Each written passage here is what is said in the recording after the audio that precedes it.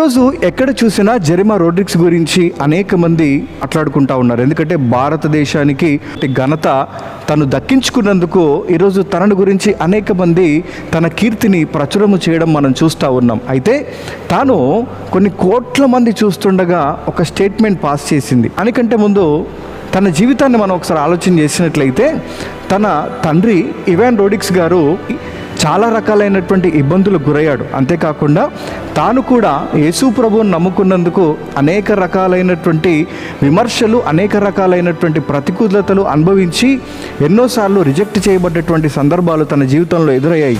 అయినప్పటికీ కూడా పట్టు విడవకుండా దేవుని నామాన్ని గణపరిచింది. కొన్ని కోట్ల మంది చూస్తుండగా తన నోటితో చెబుతున్న మాట ఏంటి అంటే,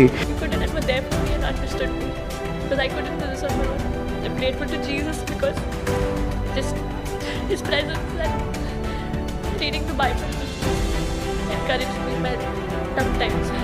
And the Bible says that weeping endures for a night, but joy comes in the morning. తాను చక్కగా దేవుని నామాన్ని గణపరచగలిగే సామర్థ్యం కలిగింది.